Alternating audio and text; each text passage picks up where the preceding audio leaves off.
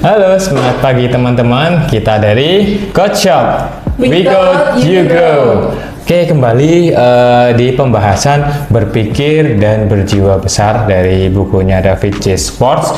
Ini kita udah masuk di bab 12. Oke, di bab 12 ini untuk bahas di bab 12 saya ditemenin sama rekan-rekan saya. Di sini ada siapa? Nama saya Laila. Laila yang satunya? Nama saya Tere. Tere, oke, saya ditemani sama Mbak Laila sama Mbak Tere. Kita akan bahas di bab 12 dengan subjudul gunakan tujuan untuk membantu Anda bertumbuh. Jadi sering banget kita contoh kalau di kantor kayak gini ya, seringkali seorang pemimpin itu mengingatkan kita bahwa ketika teman-teman contoh bekerja di sini tujuannya itu untuk apa sih? Ya, di bab 12 ini benar-benar diceritain berbagai pengalaman mulai dari karir, sosial, dan juga kehidupan berumah tangga. Jadi gimana kalau dimisalkan di sini di dalam dunia pekerjaan ya gitu, Mbak Tere sama Mbak Laila. Oke, seringkali seorang pemimpin itu menyampaikan apa tujuan kamu berangkat kerja di sini. Dan sering juga saya sampaikan bahwa kalau kamu nggak ada tujuan dalam contoh melakukan pekerjaan di sini, mending pulang aja deh. Karena kasihan juga kamu udah pagi-pagi udah berangkat, tapi kamu nggak ada tujuannya. Sama kayak di sini ada juga diceritain, mungkin ada yang mau sharing. Oke, dari buku ini sangat menarik kisah-kisahnya karena saya bisa dapat belajar banyak hal yang mungkin baru saya sadari saat ini. Ada cerita dari seorang pemuda bernama F dan B. Dia datang menemui seorang penulis. Lalu F dan B ini berkata dia ingin disarankan pekerjaan dan karir yang tepat untuk dia. Namun ketika penulis ini bertanya apa pandangan kamu ke depan, F dan B ini tidak punya gambaran. Dia hanya berkata saya ingin mempunyai pekerjaan yang baik dan punya duit yang banyak atau kaya.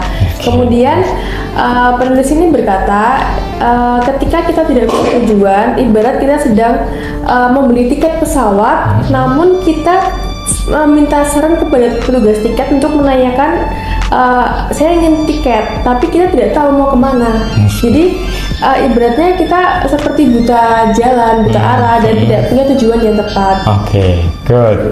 Dari cerita itu mungkin dari Mbak Laila sama Mbak Tere yang udah baca, dapat insight apa nih kalau yang kayak gitu?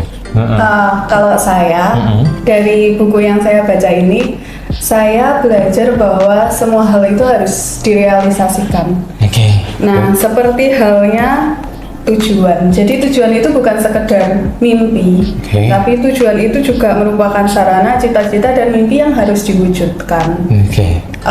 Bukan perkara di mana kita dulu, tapi kemana kita akan menuju. Jadi tujuan itu kemana kita akan melangkah, kemana kita akan menuju. Seperti cerita-cerita di sini juga semuanya mengarahkan pada tujuan masing-masing. Seperti misalnya di sini ada juga kisah tentang Dave Mahoney. Dia itu berpenghasilan dari 80 pounds per minggu. Kemudian dia bekerja di sebuah biro periklanan, dan karena tujuannya kemana dia akan menuju, bukan kemana di mana dia sebelumnya. Jadi dia pada usia 27 tahun berhasil menjadi pimpinan sebuah perusahaan, dan pada usia 33 tahun dia bisa memimpin 2 perusahaan sekaligus. Good. Jadi dari kisah tadi digambarkan bahwa betapa pentingnya sebuah tujuan, dan tadi sudah diinfokan juga apa sih makna tujuan. Jadi tujuan adalah suatu titik yang harus dicapai. Dalam proses ini kita untuk mencapai ya pasti melalui proses, dan proses itu sebenarnya terlihat jelas ketika kita sudah punya tujuan. Tapi kalau kita nggak punya tujuan ya otomatis pasti linglung. Coba deh udah disimpulin dari tadi beberapa kisah yang ada di bab 12. Kalau dari Mbak Tere sama Mbak Laila sendiri mungkin mau coba sampaikan mungkin insight yang sudah diterapkan mungkin di dalam diri atau di masing-masing kehidupannya terkait tujuan hidup. Kalau dari saya mungkin belum tujuan hidup ya, tapi ini pernah saya alami dulu. Jadi dulu itu ketika SMP itu kan rata-rata teman-teman saya itu masuk ke SMA yang dipilihkan oleh orang tuanya. Oke. Jadi mereka sendiri ketika saya tanya, dulu kan saya SMA-nya salah satu SMA swasta di Jogja yang isinya cewek semua. Nah, waktu itu saya tanya ke beberapa teman, kenapa sih kamu masuk SMA sini? Kenapa bukan SMA lain? Kenapa nggak SMA yang satu yayasan sama SMP-mu? Gitu. Terus? Kemudian teman-teman saya itu pada bilang, rata-rata bilang, gak tahu, disuruh orang tua masuk sini. Gitu. Nah, kemudian di situ saya merasa apa cuma saya yang kayak memilih sendiri, karena dulu saya nggak pernah disuruh orang tua masuk SMP sini, masuk SMA sini gitu. Sejak SMA menuju masuk SMA itu saya dibebaskan dan diberi pilihan, jadi saya sendiri yang pilih. Dan waktu itu saya berjuang masuk situ. Waktu SMP itu saya berjuang untuk masuk SMA ini, dan saya berjuang untuk UN, kan dulu masih ada UN.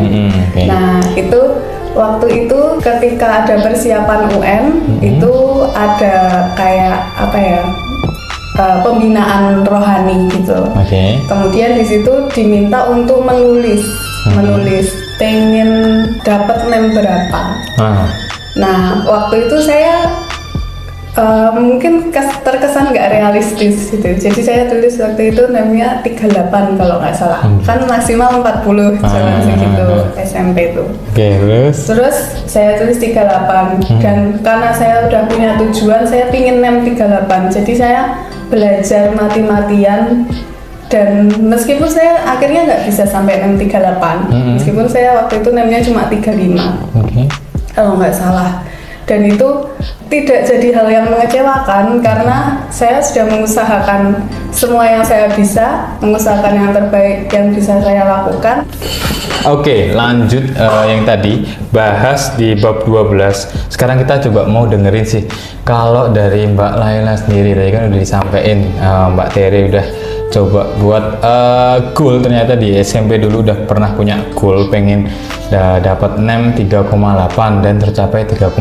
Dari situ dia tidak ada rasa penyesalannya karena dia sudah mengusahakan apapun yang dia sudah coba kerjakan, dan setidaknya kita dapat nilai yang kalau saya rasa juga bagus ya. Dulu saya namanya juga 3,5 kok.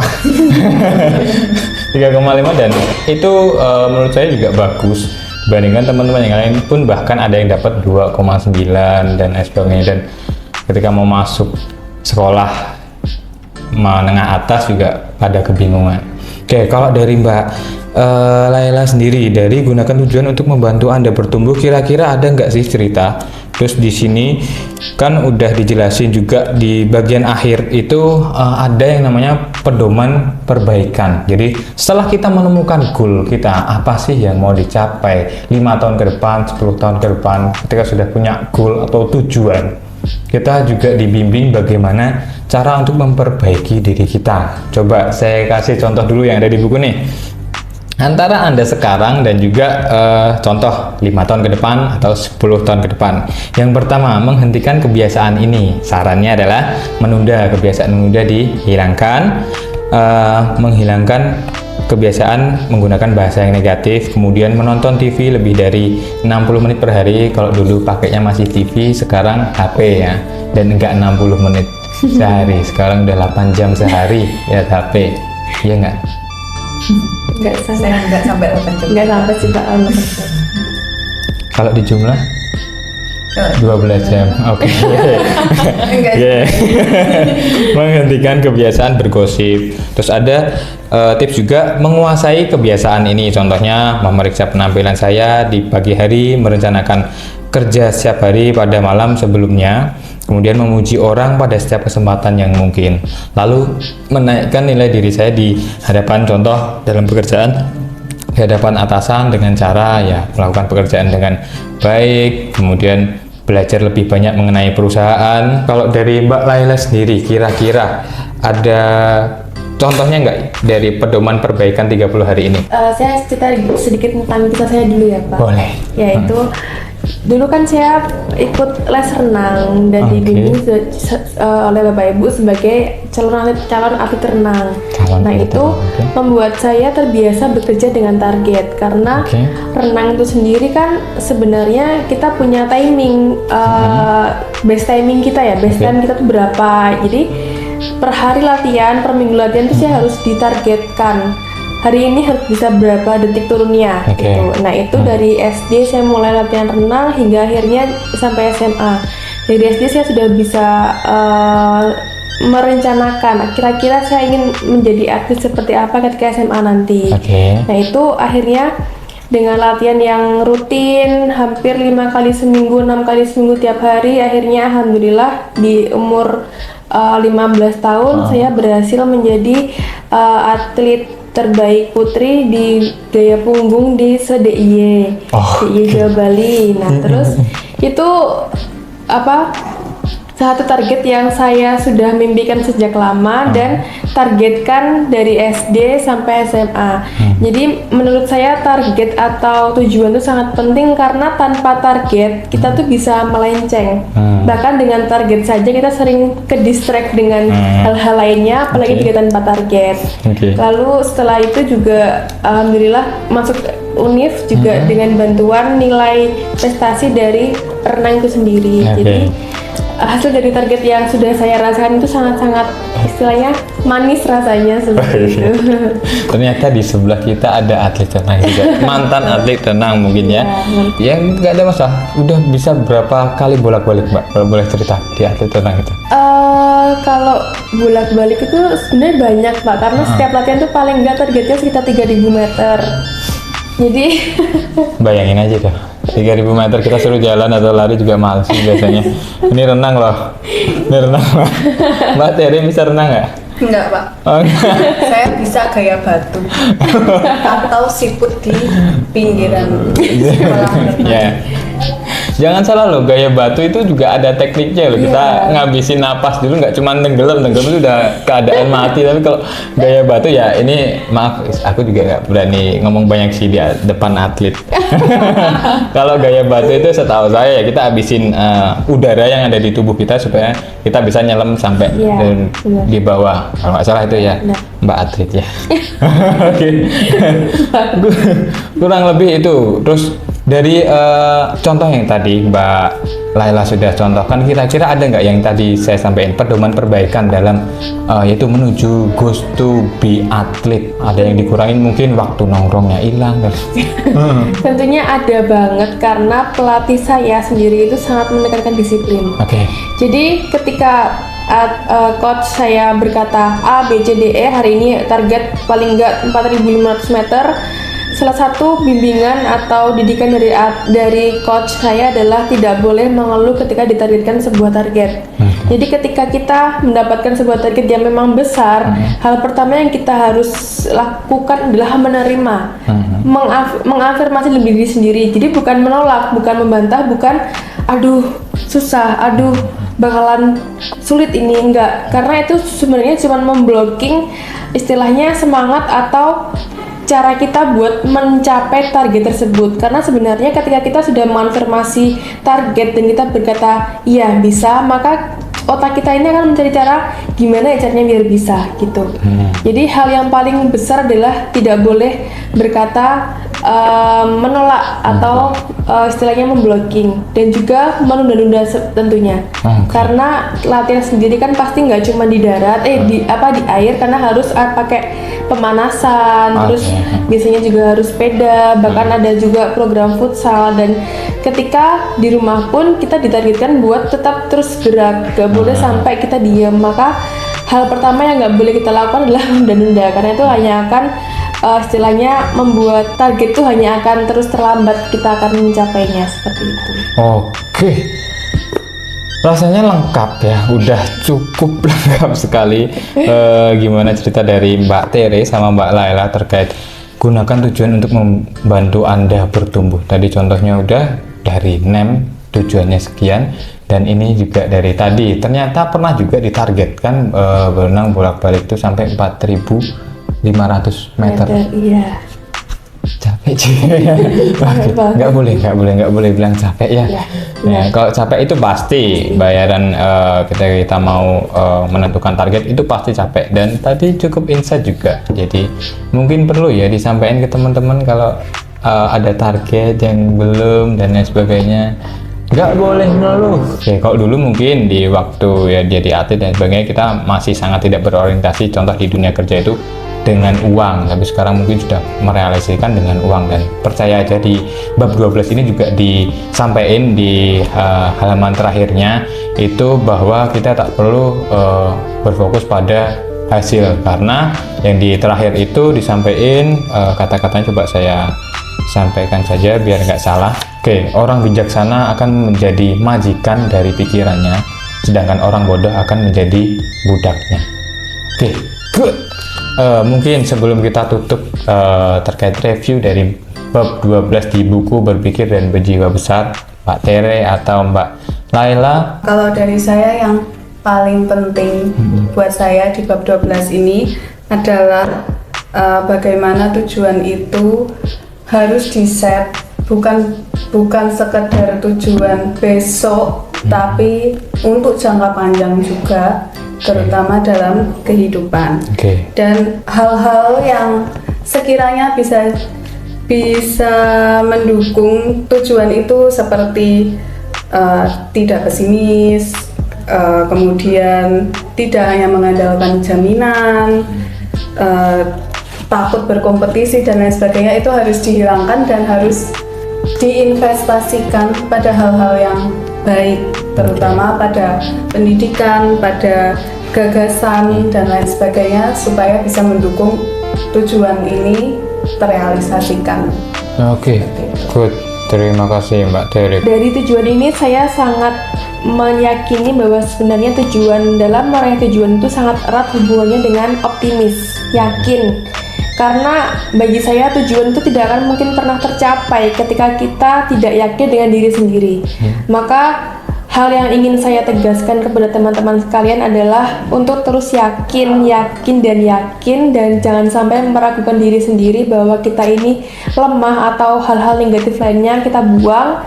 Lalu bagaimana caranya kita afirmasi dalam pikiran kita yang kita ucapkan, bisa kita tulis juga, atau mungkin kita bisa tempelkan sebuah gambar di dinding, itu bisa membantu juga, karena sebenarnya perkataan tuh sudah menjadi tindakan ketika kita sudah mengafirmasinya. Seperti itu. Good, terima kasih Mbak Laila. Seru banget podcast kali ini. Dan saya tadi habis dengar Mbak Laila ngomong bahwa saya tegaskan buat teman-teman semua. Kata-kata itu mencerminkan bahwa ya itulah orang yang sudah merasakan gimana, dan orang yang tahu gimana bagusnya kita kalau udah punya tujuan dan tadi optimis dan lain sebagainya, biasanya akan keluar kata-kata seperti itu. Ya, itu salah satu hasil yang mungkin bisa saya dengar saat ini. Kemudian kalau dari saya intinya adalah silahkan teman-teman cek sendiri tujuan hidup teman-teman. Silahkan bagi tujuan hidup teman-teman itu supaya tidak terdistrak. Di sini juga ada tips buat teman-teman yang belum punya buku ini. Rekomendasi banget buat baca buku ini. Di sini sampaikan juga tadi untuk men-set tujuan ada 3, yaitu set tujuan dalam contoh pekerjaan, yang kemudian dalam keluarga, dan yang ketiga adalah sosial. Jadi di set 3 itu. Kemudian di sini juga disampaikan bahwa ada 2 poin. Jadi berikut ini adalah 2 investasi diri yang akan mendatangkan laba besar pada tahun-tahun mendatang. Yang pertama, saya akan sampaikan bahwa investasi dalam pendidikan. Silahkan baca buku ini untuk arti atau deskripsi lengkapnya. Yang kedua adalah investasikan dalam pencetusan gagasan. Oke, cukup itu ya Mbak Laila dan Mbak Tere. Terima kasih banyak sudah mendampingi saya di sini. Kita ikut bareng-bareng mendistribusikan di bab 12. Oke, terakhir kita dari Coach Shop buat teman-teman yang punya usaha, jangan lupa juga lengkapi usaha Anda dengan barang-barang investasi yang kita juga jual di sini. Jadi terkait peralatan kasir, peralatan ID card kita ada, dan kita sampaikan bahwa barang-barang yang kita jual ini adalah barang-barang investasi. Kenapa kita bilang investasi? Karena barang-barang ini ikut memajukan dan menguntungkan Anda, bukan hanya habis dipakai atau rusak dipakai. Oke, terima kasih banyak buat teman-teman semuanya yang udah nonton. Mudah-mudahan teman-teman bisa tercerahkan dengan podcast kita kali ini. Dan untuk selengkapnya saya rekomendasiin banget buat teman-teman baca buku Berpikir dan Berjiwa Besar. Oke, terima kasih. See you next time. See you.